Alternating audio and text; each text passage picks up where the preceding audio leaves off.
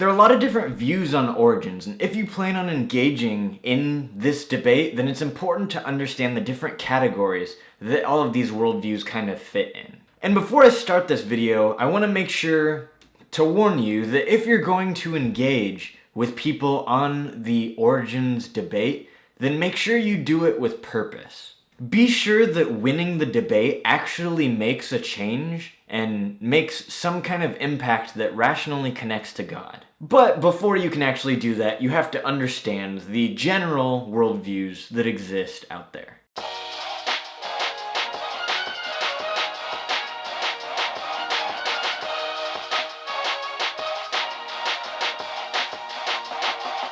There are four primary general categories on origins.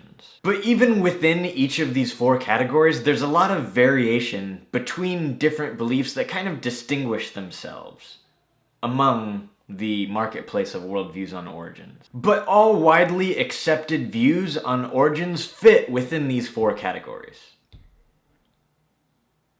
Well, actually, all Western views on origins fit within these four categories. The first category is young Earth creationism. This is the view that the Earth is 6,000 to 10,000 years old, as well as humanity, as consistent with the literal Genesis account. According to more hostile stereotypes, young Earth creationists tend to deny science that conflicts with the literal biblical narrative. Technically, that's sort of true.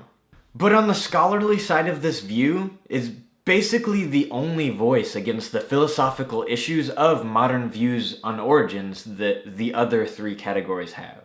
It's not that young Earth creationists deny science, it's really just that they have a stricter view about what qualifies as credible science. The second view is old Earth creationism. This is the view that the Earth is 4.5 billion years old and God created humanity on Earth up to about 100,000 years ago. Now, this view is sometimes criticized for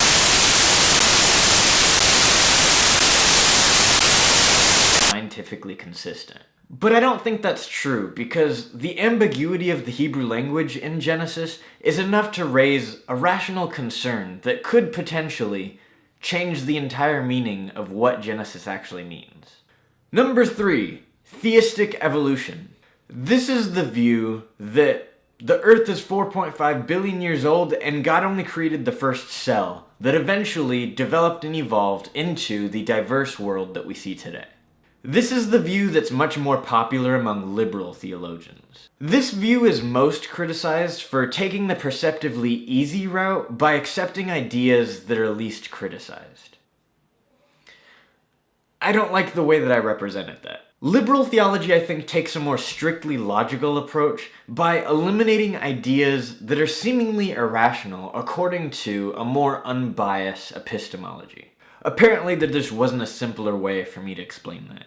And the fourth and final view on origins is naturalistic evolution. This one is basically just straight evolution from abiogenesis.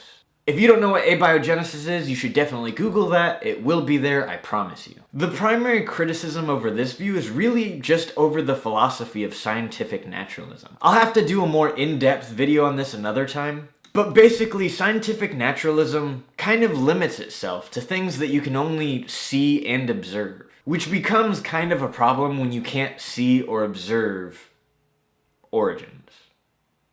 If you're planning on engaging with different views on origins, this view is probably the one that you're going to run into the most. I'd probably say out of the four different groups, naturalistic evolution is the one that likes to argue the most. So this is probably the one that you should be most aware of and most prepared to answer.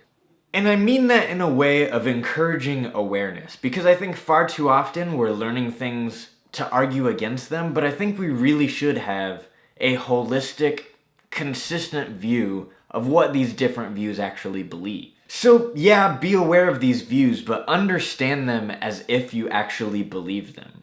And you should very much understand your own view comprehensively just as well. That way we can have a more productive and intellectual conversation about these different ideas when they clash together.